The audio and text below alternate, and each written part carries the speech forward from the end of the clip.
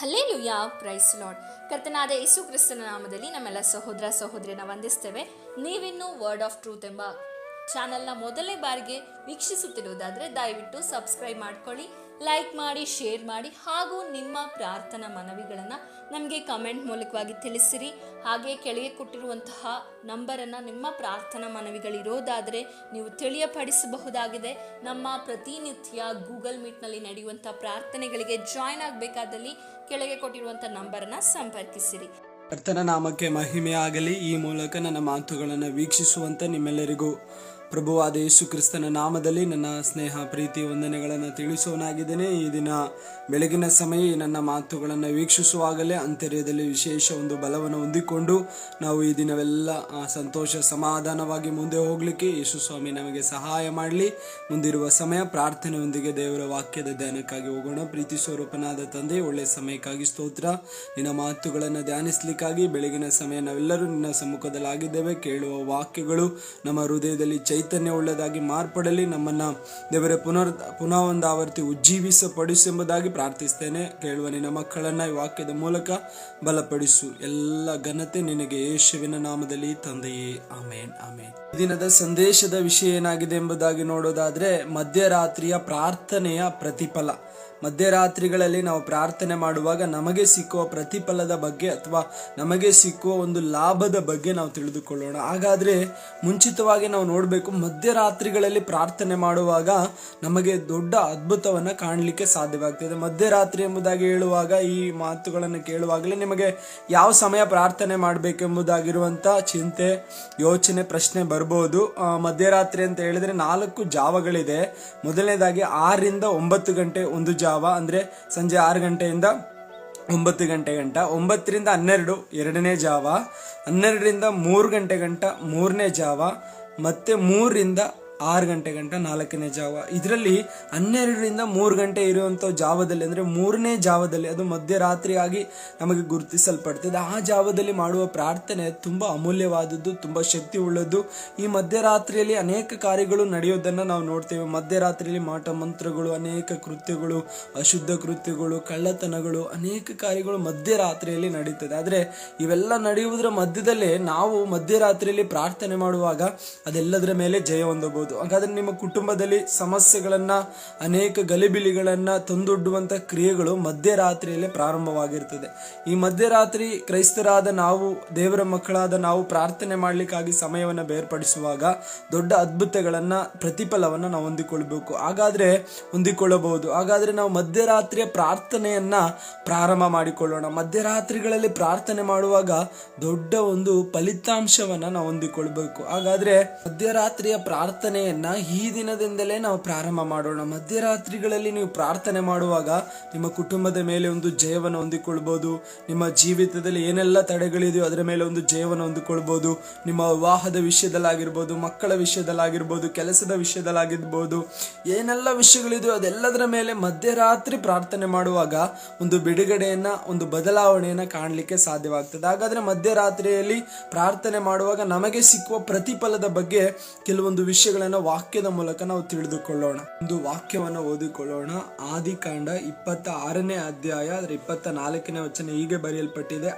ಆ ರಾತ್ರಿ ಯೆಹೋವನು ಅವನಿಗೆ ಕಾಣಿಸಿಕೊಂಡು, ನಾನು ನಿನ್ನ ತಂದೆಯಾದ ಅಬ್ರಹಾಮನ ದೇವರು, ನೀನು ಭಯಪಡಬೇಡ, ನಾನು ನಿನ್ನ ಬಳಿಯಲ್ಲಿ ಇದ್ದೇನೆ. ರಾತ್ರಿಯ ಸಮಯದಲ್ಲಿ ಇಸಾಕನೊಂದಿಗೆ ದೇವರು ಮಾತಾಡಿ ಆತನನ್ನ ಬಲಪಡಿಸ್ತಾ ಇದ್ದಾರೆ. ಹಾಗಾದ್ರೆ ಮಧ್ಯರಾತ್ರಿಯಲ್ಲಿ ನಮಗೆ ಸಿಕ್ಕುವ ಮೊದಲನೇದಾಗಿರುವಂತ ಪ್ರತಿಫಲ ಏನೆಂಬುದಾಗಿ ನೋಡೋದಾದ್ರೆ, ದೇವರು ಮಧ್ಯರಾತ್ರಿಯಲ್ಲಿ ನಮ್ಮ ಬಳಿಯಲ್ಲಿ ಬಂದು ನಮ್ಮನ್ನ ಭಯಪಡಬೇಡ, ಧೈರ್ಯವಾಗಿರಿ ಎಂಬುದಾಗಿ ಹೇಳೋದನ್ನ ನಾವು ನೋಡ್ತೇವೆ. ಹಾಗಾದ್ರೆ ಇಸಾಕನೊಂದಿಗೆ ದೇವರು ಯಾಕೆ ಈ ರೀತಿಯಾಗಿ ಮಾತಾಡಿದ್ರೆ ಎಂಬುದಾಗಿ ನೋಡೋದಾದ್ರೆ, ಇಸಾಕನು ಬೀಜವನ್ನ ಬಿತ್ತಿ ಬೆಳೆಯನ್ನ ಬೆಳೆದಾಗ ಫಿಲಿಷ್ಟಿಯರು ಬಂದು ಪದೇ ಪದೇ ಆ ಬೆಳೆಯನ್ನ ನಾಶ ಮಾಡ್ತಾ ಇದ್ರು.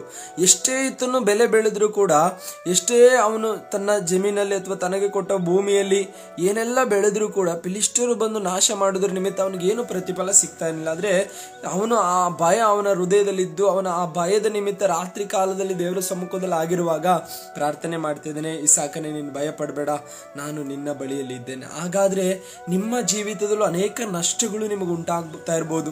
ನೀವೆಷ್ಟೇ ಕೆಲಸ ಮಾಡಿದ್ರು ನಿಮಗೆ ಸಿಕ್ಕುವ ಹಣ ನಿಮ್ಮ ಕೈಯಲ್ಲಿ ನಿಲ್ಲದೆ ಇರ್ಬೋದು. ಒಂದು ವೇಳೆ ನಿಮ್ಮ ಮಕ್ಕಳ ವಿಷಯದಲ್ಲಿ ಎಷ್ಟೋ ನಷ್ಟಗಳಾಗ್ಬೋದು. ನಿಮ್ಮ ಕುಟುಂಬದಲ್ಲಿ ನಿಮ್ಮ ಜಮೀನು ಭೂಮಿ ಏನೆಲ್ಲ ಕೆಲಸ ಮಾಡ್ತಿರೋ ಅದರಲ್ಲೆಲ್ಲ ನಷ್ಟಗಳನ್ನು ನೀವು ಅನುಭವಿಸ್ತಾ ಇರ್ಬೋದು. ಈ ನಷ್ಟದ ಮೇಲೆ ನಮಗೊಂದು ಜಯ ಬೇಕಾದ್ರೆ ನಾವು ಮಧ್ಯರಾತ್ರಿಗಳಲ್ಲಿ ಪ್ರಾರ್ಥನೆ ಮಾಡಬೇಕು. ಇಸಾಕನೊಂದಿಗೆ ದೇವರು ಮಧ್ಯರಾತ್ರಿಯಲ್ಲಿ ಮಾತಾಡಿ ಹೀಗೆ ಹೇಳ್ತಿದ್ದೇನೆ, ಇಸಾಕನೇ ನೀನು ಭಯ ಪಡಬೇಡ. ಹಾಗಾದ್ರೆ ನಾವು ಮಧ್ಯರಾತ್ರಿಯಲ್ಲಿ ಪ್ರಾರ್ಥನೆ ಮಾಡುವಾಗ ನಮ್ಮನ್ನ ದೇವರು ಬಂದು ಭಯ ಪಡಬೇಡ ಎಂಬುದಾಗಿ ಧೈರ್ಯ ಪಡಿಸುವುದನ್ನ ನಾವು ನೋಡ್ತೇವೆ. ನಮಗೆ ಸಿಕ್ಕುವ ಪ್ರತಿಫಲ ನಮ್ಮ ಸಂಗಡ ಮಧ್ಯರಾತ್ರಿಯಲ್ಲಿ ಮಾತಾಡಿ ನಮ್ಮನ್ನ ಧೈರ್ಯ ಪಡಿಸುವನಾಗಿದ್ದಾನೆ. ಹಾಗಾದ್ರೆ ಮಧ್ಯರಾತ್ರಿಯ ಪ್ರಾರ್ಥನೆಗಳನ್ನ ನಾವು ಬಿಟ್ಟು ಬಿಡದೆ ಮಾಡೋಣ. ಇಂದಿನಿಂದ ಪ್ರಾರಂಭ ಮಾಡೋಣ. ನಿಮಗೆ ನಷ್ಟಗಳು ನಿಮಗೆ ಉಂಟಾಗ್ತಿರುವುದಾದ್ರೆ, ಅನೇಕ ನಷ್ಟಗಳು, ಅನೇಕ ಶತ್ರು ಕಾಟಗಳು, ಅನೇಕ ವಿಧವಾದ ಸಮಾಧಾನವಿಲ್ಲದ ಜೀವಿತ ನಿಮ್ಮದಾಗಿರುವುದಾದ್ರೆ ನೀವು ಮಧ್ಯರಾತ್ರಿಯಲ್ಲಿ ಪ್ರಾರ್ಥನೆ ಮಾಡಿ ನೋಡಿ. ದೇವರು ನಿಮ್ಮನ್ನ ಬದಲಾಯಿಸಿ ನಿಮ್ಮನ್ನ ಧೈರ್ಯಪಡಿಸಿ ತನ್ನ ಆದಿಯಲ್ಲಿ ತಾನು ನಡೆಸುವನಾಗಿದ್ದಾನೆ. ಆತನು ನಿಮ್ಮ ಜೊತೆಯಲ್ಲಿ ಇದ್ದೇನೆ ಎಂಬುದಾಗಿರುವಂತ ಒಂದು ಧೈರ್ಯವನ್ನ ನಿಮಗೆ ಕೊಡುವನಾಗಿದ್ದಾನೆ. ಹಾಗಾದ್ರೆ ಎರಡನೇದಾಗಿ ನಮಗೆ ಸಿಕ್ಕುವ ಪ್ರತಿಫಲದ ಬಗ್ಗೆ ನಾವು ದೇವರ ವಾಕ್ಯದಲ್ಲಿ ನೋಡೋಣ. ಆದಿಕಾಂಡ ಅದರ 28ನೇ ಅಧ್ಯಾಯ 13ನೇ ವಚನ ಹೀಗೆ ಬರೆಯಲ್ಪಟ್ಟಿದೆ, ಇದಲ್ಲದೆ ಯೆಹೋವನು ಅವನ ಬಳಿಯಲ್ಲಿ ನಿಂತು, ನಾನು ನಿನ್ನ ತಂದೆಯಾದ ಅಬ್ರಹಾಮನ ದೇವರು ಇಸಾಕನ ದೇವರು ಆಗಿರುವ ಯೆಹೋವನು, ನೀನು ಮಲಗಿಕೊಂಡಿರುವ ಈ ದೇಶವನ್ನು ನಿನಗೂ ನಿನ್ನ ಸಂತತಿಗೂ ಕೊಡುತ್ತೇನೆ ಎಂಬುದಾಗಿ ಹೇಳಿದ್ದನ್ನು ನಾವು ನೋಡ್ತೇವೆ. ಹಾಗಾದ್ರೆ ಯಾಕೋಬನೊಂದಿಗೆ ದೇವರು ಮಾತಾಡಿ ಹೀಗೆ ಹೇಳ್ತಾ ಇದ್ದಾನೆ, ಬೆತೇಲಿನಲ್ಲಿ ಕನಸನ್ನು ಕಂಡು ಯಾಕೋಬನು ಮಲಗಿರುವಾಗ ಮಧ್ಯರಾತ್ರಿಯಲ್ಲಿ ಅಂದ್ರೆ ರಾತ್ರಿಯ ಕಾಲದಲ್ಲಿ ಯಾಕೋಬನೊಂದಿಗೆ ದೇವರು ಮಾತಾಡಿ ಹೇಳ್ತಾ ಇದ್ದಾನೆ, ನೀನು ಮಲಗಿಕೊಂಡಿರುವ ಈ ದೇಶವನ್ನು ನಿನಗೂ ನಿನ್ನ ಸಂತತಿಗೂ ಕೊಡ್ತೇನೆ ಎಂಬುದಾಗಿ. ಎರಡನೇದಾಗಿರುವ ಪ್ರತಿಫಲ, ನಾವು ವಾಸ ಮಾಡುವ ಪಟ್ಟಣವನ್ನು ನಮ್ಮ ಅಧೀನದಲ್ಲಿ ನಾವು ಪ್ರಾರ್ಥನೆ ಮಾಡುವಾಗ, ಮಧ್ಯರಾತ್ರಿಯಲ್ಲಿ ಪ್ರಾರ್ಥನೆ ಮಾಡುವಾಗ ದೇವರು ನಮಗೆ ಕೊಡುವನಾಗಿದ್ದಾನೆ. ನೀವು ವಾಸ ಮಾಡುವ ಪಟ್ಟಣದ ಜನರನ್ನ, ಪಟ್ಟಣದ ಪರಿಸ್ಥಿತಿಗಳನ್ನ ಬದಲಾಯಿಸುವಂತ ಅಧಿಕಾರವನ್ನ ಮಧ್ಯರಾತ್ರಿಯ ಪ್ರಾರ್ಥನೆಯಲ್ಲಿ ನೀವು ಹೊಂದಿಕೊಳ್ಳಬಹುದು. ನಿಮ್ಮ ಕುಟುಂಬದಲ್ಲಿ ಆಗಿರ್ಬೋದು, ನಿಮ್ಮ ಪಟ್ಟಣದಲ್ಲಿ ಯಾವ ವಿಷಯವೇ ಆಗಿರ್ಬೋದು, ಅದನ್ನ ಬದಲಾಯಿಸಲಿಕ್ಕಿರುವ ಅಧಿಕಾರ ಮಧ್ಯರಾತ್ರಿಯಲ್ಲಿ ನೀವು ಹೊಂದಿಕೊಳ್ಬಹುದು. ಅದಕ್ಕೆ ಯಾಕೋಬನೊಂದಿಗೆ ದೇವರು ಹೇಳ್ತಾ ಇದ್ದಾರೆ,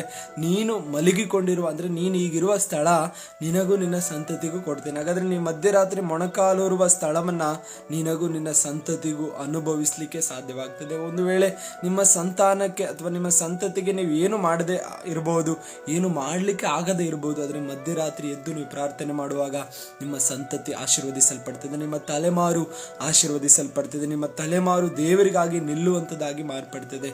ಎರಡನೇದಾಗಿ, ನಮಗೆ ದೇವರು ಕೊಡಬೇಕಾದದನ್ನ ಕೊಡ್ಲಿಕ್ಕೆ ದುಷ್ಟನು ಅನೇಕ ತಡೆಗಳನ್ನು ಒಡ್ಡುತ್ತಿರುವಾಗ, ನಮಗೆ ದೇವರು ಒಳ್ಳೆ ಕೆಲಸ, ಒಳ್ಳೆ ವಿದ್ಯಾಭ್ಯಾಸ, ಒಳ್ಳೆ ಕುಟುಂಬ, ಒಳ್ಳೆ ಮಕ್ಕಳನ್ನ ದೇವರು ಕೊಡ್ಲಿಕ್ಕೆ ಬಯಸ್ತಿರುವಾಗ ಅನೇಕ ತಡೆಗಳು ಅದಕ್ಕೆ ಉಂಟಾಗ್ತಾ ಇದೆ. ಆದ್ರೆ ದೇವರು ಹೇಳ್ತಿದ್ರೆ, ನಿನಗೆ ಕೊಡಬೇಕಾದದನ್ನ ನಿನ್ನ ಸಂತತಿಗೂ ಕೊಡಬೇಕಾದದನ್ನ ನಾನು ಕೊಡ್ತೀನಿ. ಯಾವಾಗ? ಮಧ್ಯರಾತ್ರಿಯಲ್ಲಿ ಯಾಕೋಬನು ದೇವರೊಂದಿಗೆ ಸಮಯ ಕಳೀಲಿಕ್ಕೆ ಮುಂದುವರೆದಾಗ. ಹಾಗಾದ್ರೆ ಮಧ್ಯರಾತ್ರಿ ಪ್ರಾರ್ಥನೆ ಮಾಡಿ ನೋಡಿ, ನಿಮ್ಮಲ್ಲಿ ಕೂಡ ಕೆಲವೊಂದು ಬದಲಾವಣೆಗಳನ್ನ ಇಂದಿನಿಂದಲೇ ಕಾಣಲಿಕ್ಕೆ ಸಾಧ್ಯವಾಗ್ತದೆ. ಆದ್ರೆ ಮೂರನೇ ವಿಷಯವನ್ನ ನಾವು ನೋಡಿಕೊಳ್ಳೋಣ. ಮಧ್ಯರಾತ್ರಿ ಪ್ರಾರ್ಥನೆಯಲ್ಲಿ ಸಿಕ್ಕುವ ಮೂರನೆಯ ಪ್ರತಿಫಲ ಏನೆಂಬುದಾಗಿ ನಾವು ನೋಡೋಣ. ಆದಿಕಾಂಡ ಅದರ 31ನೇ ಅಧ್ಯಾಯ 29ನೇ ವಚನದಲ್ಲಿ ಹೀಗೆ ಬರೆಯಲ್ಪಟ್ಟಿದೆ, ನಿನಗೆ ಕೇಡು ಮಾಡುವುದಕ್ಕೆ ನನ್ನಲ್ಲಿ ಸಾಮರ್ಥ್ಯ ಉಂಟು, ಆದರೆ ಹೋದ ರಾತ್ರಿಯಲ್ಲಿ ನಿನ್ನ ತಂದೆಯ ದೇವರು ಯಾಕೋಬನಿಗೆ ಏನು ಕೇಡು ಮಾಡಬೇಡ ನೋಡು ಎಂದು ನನಗೆ ಎಚ್ಚರಿಸಿದನು. ಹಾಗಾದ್ರೆ ಈ ವಾಕ್ಯದ ಅನುಗುಣವಾಗಿ ನಾವು ಮೂರನೇದಾಗಿರುವ ವಿಷಯ, ನಮ್ಮ ಪರವಾಗಿ ನಾವು ಮಧ್ಯರಾತ್ರಿ ಪ್ರಾರ್ಥನೆ ಮಾಡುವಾಗ ಅನೇಕರಿಗೆ ದೇವರು ಎಚ್ಚರಿಕೆ ಕೊಡ್ತಾನೆ. ಇಲ್ಲಿ ಯಾಕೋಬನಿಗೆ ಕೇಡನ್ನ ಮಾಡ್ಲಿಕ್ಕೆ ಲಾಬಾನನು ತನ್ನ ಹಿಂದೆ ಬಂದಿದ್ದಾನೆ, ಲಾಬಾನನು ಕೇಡು ಮಾಡ್ಬೇಕಂತಾನೆ ಬಂದಿದ್ದಾನೆ. ಆದ್ರೆ ದೇವರು ಲಾಬಾನನೊಂದಿಗೆ ಮಾತಾಡ್ತಿದ್ದಾರೆ ಏನಂತ, ನೀನು ನನ್ನ ಮಗನಾಗಿರುವಂತ ಅಥವಾ ನನ್ನ ದಾಸನಾಗಿರುವ ಯಾಕೋಬನಿಗೆ ಏನು ಕೇಡನ್ನ ಮಾಡಬೇಡ. ಹಾಗಾದ್ರೆ ಮಧ್ಯರಾತ್ರಿಯಲ್ಲಿ ನಾನು ನೀವು ಪ್ರಾರ್ಥನೆ ಮಾಡುವಾಗ ನಮಗೆ ಕೇಡು ಮಾಡಲಿಕ್ಕೆ ಬರುವ ಪ್ರತಿಯೊಬ್ಬರ ಹತ್ರನೂ ಕೂಡ ದೇವರು ಎಚ್ಚರಿಕೆಯನ್ನು ಕೊಡ್ತಾರೆ, ಅವನಿಗೆ ಏನು ಕೇಡು ಮಾಡಿ. ನಮಗೆ ತಿಳಿಯದ ಹಾಗೆ ಅನೇಕ ಕುತಂತ್ರಗಳು ನಮಗೆ ವಿರೋಧವಾಗಿ ನಡೀತಾ ಇರ್ಬೋದು, ಅನೇಕರು ನಮಗೆ ಕೇಡು ಮಾಡಲಿಕ್ಕೆ ಪ್ಲಾನ್ ಮಾಡ್ಕೊಳ್ತಾ ಇರ್ಬೋದು. ನಿಮ್ಮ ಕೆಲಸದ ಸ್ಥಳದಲ್ಲಿ, ನಿಮ್ಮ ವಿದ್ಯಾಭ್ಯಾಸದ ಸ್ಥಳದಲ್ಲಿ, ಒಂದು ವೇಳೆ ನಿಮ್ಮ ಕುಟುಂಬದಲ್ಲಿ, ನಿಮ್ಮ ಗ್ರಾಮದಲ್ಲಿ ಅನೇಕರು ನಿಮಗೆ ಕೇಡನ್ನ ಮಾಡ್ಲಿಕ್ಕಾಗಿ, ನಿಮ್ಮನ್ನ ಕೆಲಸದಿಂದ ತೆಗೆದಾಕ್ಲಿಕ್ಕಾಗಿ, ವಿದ್ಯಾಭ್ಯಾಸದಿಂದ ನಷ್ಟಪಡಿಸ್ಲಿಕ್ಕಾಗಿ, ನಿಮ್ಮ ಕುಟುಂಬವನ್ನು ನಾಶ ಮಾಡ್ಲಿಕ್ಕಾಗಿ, ನಿಮಗೆ ಕೊಡಬೇಕಾದದನ್ನು ಕೊಡದೆ ಅನೇಕರು ನಿಮಗೆ ಕೇಡನ್ನ ಕಲ್ಪಿಸಿಕೊಳ್ತಾ ಇರ್ಬೋದು. ಆದ್ರೆ ದೇವರು ನಿಮ್ಮ ಪರವಾಗಿ ನಿಂತು ಅವರಿಗೆ ಎಚ್ಚರಿಕೆ ಕೊಡಬೇಕಾದ್ರೆ ನೀವು ಮಧ್ಯರಾತ್ರಿಯಲ್ಲಿ ಪ್ರಾರ್ಥನೆ ಮಾಡಬೇಕು. ಮಧ್ಯರಾತ್ರಿಯಲ್ಲಿ ಮೊಣಕಾಲೂರಿ ಗಂಟೆಗಟ್ಟಲೆ ನೀವು ಪ್ರಾರ್ಥನೆ ಮಾಡುವುದಾದ್ರೆ ನಿಮಗೆ ಕೇಡು ಮಾಡುವವರೊಂದಿಗೆ ಕರ್ತನು ಎಚ್ಚರಿಕೆ ಕೊಟ್ಟು ಹೇಳ್ತಾನೆ, ಇವನು ನನ್ನ ಮಗನು, ಇವನಿಗೆ ಏನು ಕೇಡು ಮಾಡಬೇಡ ಎಂಬುದಾಗಿ. ಹಾಗಾದ್ರೆ ನನ್ನ ಮಾತುಗಳನ್ನು ಕೇಳುವ ನಿಮಗೆ ಈ ಈ ದಿನ ಅನೇಕರು ಕೇಡನ್ನ ಕಲ್ಪಿಸ್ತಾ ಇರ್ಬೋದು, ಅನೇಕರು ಕೇಡು ಮಾಡಲಿಕ್ಕೆ ನಿಮಗೆ ಪ್ಲಾನ್ಗಳನ್ನು ಹಾಕೊಳ್ತಾ ಇರ್ಬೋದು. ಆದರೆ ನೀವು ಭಯ ಪಡೋದು ಬೇಡ. ನೀವು ಮಧ್ಯರಾತ್ರಿಗಳಲ್ಲಿ ಪ್ರಾರ್ಥನೆ ಮಾಡಿದ್ರೆ ಸಾಕು, ದೇವರು ಜಯ ಕೊಡ್ತಾರೆ. ಒಂದು ವೇಳೆ ಸೇವೆಯಲ್ಲಿರುವಂಥ ನೀವುಗಳು ಸೇವೆಯಲ್ಲಿ ಆಗಿರ್ಬೋದು, ಕರ್ತನ ಸೇವೆನ ಮಾಡ್ತಾ ಇರ್ಬೋದು, ಸಭೆಯನ್ನ ನಡೆಸ್ತಾ ಇರ್ಬೋದು, ಸುವಾರ್ತೆನ ಸಾರ್ತಾ ಇರ್ಬೋದು. ಆದರೆ ನಿಮಗೆ ವಿರೋಧವಾಗಿ ಅನೇಕ ಕುತಂತ್ರಗಳನ್ನ ಮಾಡ್ಕೊಳ್ತಾ ಇರ್ಬೋದು, ಸಭೆಗೆ ವಿರೋಧವಾಗಿ ಅನೇಕ ಕುತಂತ್ರಗಳನ್ನ ಮಾಡ್ಕೊಳ್ತಾ ಇರ್ಬೋದು. ಅದಕ್ಕೆ ವಿರೋಧವಾಗಿ ನೀವು ಹೋರಾಡೋದು ಬೇಡ, ನಾವು ಅದಕ್ಕೆ ಯುದ್ಧ ಮಾಡೋದು ಬೇಡ. ಕರ್ತನೆ ಯುದ್ಧ ಮಾಡ್ತಾನೆ. ನೀವು ಮೊಣಕಾಲೂರಿ ಪ್ರಾರ್ಥನೆ ಮಾಡಿದ್ರೆ ಸಾಕು. ಮಧ್ಯರಾತ್ರಿಯಲ್ಲಿ ದೇವರೊಂದಿಗೆ ಸಮಯವನ್ನು ಕಳೆದ್ರೆ ಸಾಕು. ನಿನ್ನ ಸೇವೆಯಲ್ಲಿ ಯಾರೆಲ್ಲ ಕುತಂತ್ರಗಳನ್ನ ನಿಮಗೆ ವಿರೋಧವಾಗಿ ಕಲ್ಪಿಸ್ತಾ ಇದ್ದಾರೋ ಅವರೊಂದಿಗೆ ಕರ್ತನು ಮಾತಾಡಿ ಅವರಿಗೆ ಒಂದು ಎಚ್ಚರಿಕೆಯನ್ನು ಕೊಡುವನಾಗಿದ್ದಾನೆ. ಹಾಗಾದ್ರೆ ಈ ನನ್ನ ಮಾತುಗಳನ್ನು ಕೇಳುವ ನೀವುಗಳು ಶಕ್ತವಾಗಿ ಪ್ರಾರ್ಥನೆ ಮಾಡಲಿಕ್ಕೆ, ಮಧ್ಯರಾತ್ರಿ ಪ್ರಾರ್ಥನೆ ಮಾಡಲಿಕ್ಕೆ ಸಿದ್ಧರಾಗಿ. ಮಧ್ಯರಾತ್ರಿ ಪ್ರಾರ್ಥನೆಯಲ್ಲಿ ನಮ್ಮ ಪರವಾಗಿ ಮೂರನೇದಾಗಿ ಇರುವಂಥ ವಿಷಯ, ದೇವರು ಶತ್ರುಗಳಿಗೆ ಎಚ್ಚರಿಕೆ ಕೊಡ್ತಾರೆ. ನಮಗೆ ಕೇಡು ಮಾಡುವ ಪ್ರತಿಯೊಬ್ಬರಿಗೂ ನಮ್ಮ ಪರವಾಗಿ ಕರ್ತನು ಎಚ್ಚರಿಕೆ ಕೊಡಬೇಕಾದ್ರೆ ಮಧ್ಯರಾತ್ರಿ ಕಂಪಲ್ಸರಿ ನಾವು ಪ್ರಾರ್ಥನೆ ಮಾಡುವವರಾಗಿರ್ಬೇಕು. ಮೂರನೇದಾಗಿರುವ ಪ್ರತಿಫಲದ ಬಗ್ಗೆ ನಾವು ನೋಡಿದ್ದೇವೆ.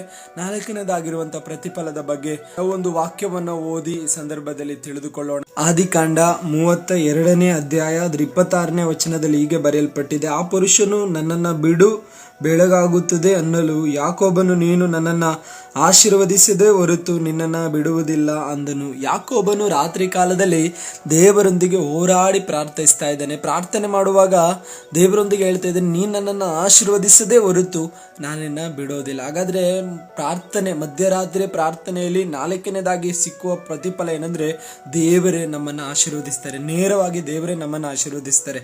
ದೇವರು ಕೊಡುವ ಆಶೀರ್ವಾದ ಹೇಗಿರ್ತದೆ ಎಂಬುದಾಗಿ ಹೇಳೋದಾದ್ರೆ ತಲೆಮಾರಿಗೂ ನಿಲ್ಲುವಂಥದ್ದಾಗಿರ್ತದೆ. ಇಲ್ಲಿ ಯಾಕೋಬನ ಹೇಳ್ತಿದ್ರೆ, ನೀನು ನನ್ನನ್ನು ಆಶೀರ್ವದಿಸದೆ ಹೊರತು ನಾನು ನಿನ್ನನ್ನು ಬಿಡೋಲ್ಲ. ಯಾಕೋಬನಿಗೆ ಸಿಕ್ಕಿದ ಆಶೀರ್ವಾದ ಏನಾಗಿತ್ತಂದ್ರೆ, ಇನ್ನು ಮುಂದೆ ನೀನು ಯಾಕೋಬನ್ ಅನ್ನಿಸಿಕೊಳ್ಳುವುದಿಲ್ಲ, ಇಸ್ರಾಯೇಲ್ ಎಂಬುದಾಗಿ ಅನ್ನಿಸಿಕೊಳ್ತೀವಿ. ಹಾಗಾದ್ರೆ ಇಸ್ರಾಯೇಲ್ ಎಂಬುದಾಗಿರುವಂಥ ಒಂದು ಹೆಸರು ಬದಲಾವಣೆ ಅದಷ್ಟು ದೊಡ್ಡ ಆಶೀರ್ವಾದನ ಎಂಬುದಾಗಿ ನೀವು ಚಿಂತೆ ಮಾಡ್ಬೋದು. ಹೌದು, ತುಂಬಾ ಉನ್ನತವಾಗಿ ಸಿಕ್ಕುವಂಥ ಒಂದು ಆಶೀರ್ವಾದ ಆಗಿದೆ. ಯಾಕೆಂದ್ರೆ ಈಗಲೂ ಕೂಡ ಇಸ್ರಾಯೇಲ್ ಎಂಬ ಒಂದು ರಾಜ್ಯ ಬಲಿಷ್ಠವಾದ ರಾಜ್ಯವಾಗಿ ನಿಂತಿದೆ. ಯಾಕೆ ಗೊತ್ತಾ? ದೇವರು ಕೊಟ್ಟ ಆಶೀರ್ವಾದ. ಅವ್ರು ಎಲ್ಲೇ ಹೋದ್ರೂ ಅಭಿವೃದ್ಧಿ ಆಗ್ತಾರೆ.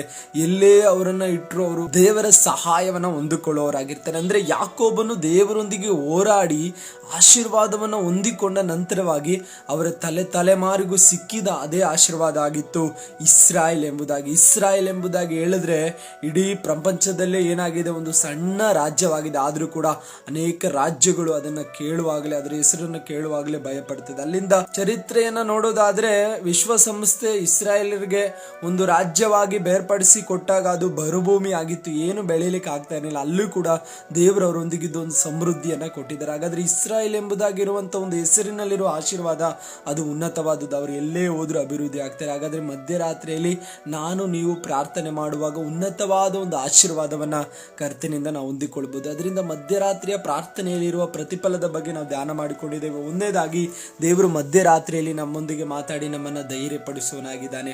ಎರಡನೇದಾಗಿ, ನಮಗೆ ಕೊಡಬೇಕಾದ ತಡೆಗಳನ್ನ ಈ ಮಧ್ಯರಾತ್ರಿ ಪ್ರಾರ್ಥನೆ ಮಾಡುವಾಗ ನಮಗೆ ದೇವರು ಅನೇಕ ವಿಷಯಗಳನ್ನ ಕೊಡಬೇಕು ಅಂತ ಇರ್ತಾರೆ. ನಮಗೋಸ್ಕರ, ನಮ್ಮ ಮಕ್ಕಳಿಗೋಸ್ಕರ ಅನೇಕ ಆಶೀರ್ವಾದಗಳನ್ನ ದೇವರು ಕೊಡ್ಬೇಕಂತ ಇರ್ತಾರೆ. ಅದರ ತಡೆಗಳನ್ನ ಮುರಿದು ನಮಗೆ ಕೊಡಬೇಕಾದದ್ದನ್ನ ದೇವರು ಕೊಡ್ತಾನೆ. ಮೂರನೇದಾಗಿ, ನಮ್ಮ ಪರವಾಗಿ ನಮಗೆ ಯಾರೆಲ್ಲ ಕೇಡು ಮಾಡ್ಲಿಕ್ಕೆ ಹೊಂಚಾಗ್ತಾ ಇರ್ತಾರೋ, ಕೇಡು ಮಾಡ್ಲಿಕ್ಕೆ ಬಯಸ್ತಾ ಇರ್ತಾರೋ ಅದರ ಮೇಲೆ ಒಂದು ಜಯ, ನಮ್ಮ ಪರವಾಗಿ ದೇವರು ಅವರೊಂದಿಗೆ ಎಚ್ಚರಿಕೆಯನ್ನು ಕೊಡುವವರಾಗಿದ್ದಾರೆ. ನಾಲ್ಕನೇದಾಗಿ, ನಮಗೆ ಸಿಕ್ಕಬೇಕಾದ ಉನ್ನತವಾದ ಆಶೀರ್ವಾದ, ತಲೆಮಾರಿಗೂ ನಿಲ್ಲುವಂತ ಆಶೀರ್ವಾದ ದೇವರು ನಮಗೆ ಕೊಡ್ಲಿಕ್ಕಿದ್ದಾರೆ. ಅದು ನಮ್ಮ ಹೆಸರಿನಲ್ಲಿ ಇರುವಂತ ಒಂದು ಬದಲಾವಣೆ ಅಲ್ಲ.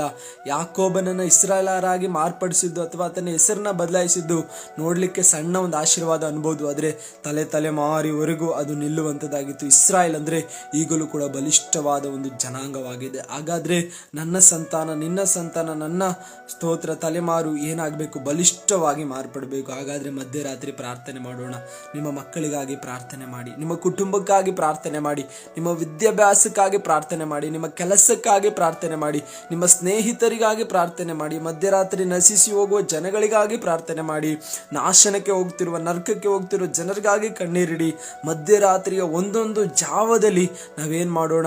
ದೇವರನ್ನ ಸ್ತುತಿಸಿ ಪ್ರಾರ್ಥನೆ ಮಾಡಿ, ಆರಾಧಿಸಿ ಆರಾಧನೆ ಮಾಡಿ ಪ್ರಾರ್ಥನೆಯನ್ನು ಮಾಡೋಣ. ಈ ದಿನದಿಂದಲೇ ಪ್ರಾರಂಭ ಮಾಡಿಕೊಳ್ಳಿ. ಇದನ್ನು ಅನೇಕರು ಪ್ರಾರ್ಥನೆಯನ್ನು ಮಾಡಲಿಕ್ಕಾಗಿ ಅನೇಕರಿಗೆ ಇದನ್ನು ಕಳಿಸಿಕೊಡಿ. ಮಧ್ಯರಾತ್ರಿಯ ಪ್ರಾರ್ಥನೆ ಹೊಂದಿರುವಂಥ ಪ್ರತಿಫಲದ ಬಗ್ಗೆ ದೇವರ ಸೇವಕರು ಮಾತಾಡಿದ್ದಾರೆ. ಇದನ್ನು ತಿಳಿದು ಮಧ್ಯರಾತ್ರಿಯಲ್ಲಿ ನೀನು ಕೂಡ ಪ್ರಾರ್ಥನೆ ಪ್ರಾರಂಭ ಮಾಡಿ ಎಂಬುದಾಗಿ ಅನೇಕರು ಇದನ್ನು ಕೇಳಿ ಮಧ್ಯರಾತ್ರಿಗಳಲ್ಲಿ ಪ್ರಾರ್ಥನೆ ಮಾಡುವವರಾಗಿ ಮಾರ್ಪಡಲಿ. ಅದಕ್ಕೋಸ್ಕರ ನೀವೇನು ಮಾಡಿ, ನೀವು ಮೊದಲು ಪ್ರಾರಂಭ ಮಾಡಿ. ನಿಮ್ಮ ಕುಟುಂಬದಲ್ಲಿ ಒಂದು ಸಮಾಧಾನ ಉಂಟಾಗ್ತದೆ. ಮಧ್ಯರಾತ್ರಿ ಪ್ರಾರ್ಥನೆ ಮಾಡುವ ಆಗ ಅಂಧಕಾರದ ಶಕ್ತಿಯ ಬಲಗಳು ಮುರಿಯಲ್ಪಡ್ತೀರಾ. ರಾತ್ರಿಯ ಸಮಯದಲ್ಲಿ ಕ್ರಿಯೆ ಮಾಡುವ ಎಲ್ಲ ಕ್ರಿಯೆಗಳ ಮೇಲೆ ನಾವು ಜಯವನ್ನು ಹೊಂದಿಕೊಳ್ಳಬಹುದು. ಹಾಗಾದರೆ ನಿಮ್ಮ ಕುಟುಂಬವಾಗಿ ಒಂದು ವೇಳೆ ನೀವು ಒಬ್ಬರಾಗಿ ಮಧ್ಯರಾತ್ರಿಯಲ್ಲಿ ಪ್ರಾರ್ಥನೆ ಮಾಡಿ ನೋಡಿ, ಏನೆಲ್ಲ ತಡೆಗಳಿದೆಯೋ ಅದೆಲ್ಲದರ ಮೇಲೆ ನೀವು ಜಯವನ್ನು ಹೊಂದಿಕೊಳ್ಳಬಹುದು. ಮಧ್ಯರಾತ್ರಿಯ ಪ್ರಾರ್ಥನೆಯಲ್ಲಿ ಸಿಕ್ಕುವ ಪ್ರತಿಫಲದ ಬಗ್ಗೆ ನಾನು ಈಗಾಗಲೇ ಮಾತಾಡಿದ್ದೀನಿ. ಮಧ್ಯರಾತ್ರಿ ನೀವು ಪ್ರಾರ್ಥನೆ ಮಾಡುವಾಗ ಉನ್ನತವಾದ ಒಂದು ಪ್ರತಿಫಲವನ್ನು ಹೊಂದಿಕೊಳ್ಳಬಹುದು. ಅದು ಕನ್ಫರ್ಮ್ ಆಗಿ ದೇವರು ನಮಗೆ ಕೊಡುವವರಾಗಿರ್ತಾರೆ. ಹಾಗಾದರೆ ಕಣ್ಣುಗಳನ್ನು ಮುಚ್ಚೋಣ, ಪ್ರಾರ್ಥನೆ ಮಾಡೋಣ. ಪ್ರೀತಿ ಸ್ವರೂಪನ ತಂದೆಯೇ, ಈ ನಿನ್ನ ಮಕ್ಕಳನ್ನು ಮಧ್ಯರಾತ್ರಿಯಲ್ಲಿ ಪ್ರಾರ್ಥನೆ ಮಾಡಲಿಕ್ಕೆ ದೇವರೇ ನೀನು ಎಚ್ಚರಿಸು. ಮಧ್ಯರಾತ್ರಿ ಪ್ರಾರ್ಥನೆಯಲ್ಲಿ ಒಂದು ಜಯವನ್ನು, ಬಿಡುಗಡೆಯನ್ನು ಹೊಂದಿಕೊಳ್ಳಿಕ್ಕೆ ಸಹಾಯ ಮಾಡು. ನೀನೇ ಅವರನ್ನು ಬಲಪಡಿಸು. ಈ ದಿನವೆಲ್ಲ ಸಮಾಧಾನವಾಗಿ ನಡೆಸು. ಯೇಸುವಿನ ನಾಮದಲ್ಲಿ ತಂದೆಯೇ, ಆಮೆನ್. ಈ ಸಂದೇಶವನ್ನು ಕೇಳಿದಂತ ನಿಮ್ಮೆಲ್ಲರಿಗೂ ಆಶೀರ್ವಾದವಾಗಿರುವುದಾದರೆ ಇನ್ನು ಅನೇಕರು ಇದನ್ನು ಕೇಳಿ ಆಶೀರ್ವಾದವನ್ನು ಹೊಂದಿಕೊಳ್ಳುವಾಗಿಯೂ ಮಧ್ಯರಾತ್ರಿ ಪ್ರಾರ್ಥನೆಗಳನ್ನು ಪ್ರಾರಂಭ ಮಾಡುವಾಗಿಯೂ ಕಳಿಸಿಕೊಡಿ. God bless you. ದೇವರು ನಿಮ್ಮೆಲ್ಲರನ್ನ ಆಶೀರ್ವದಿಸಲಿ.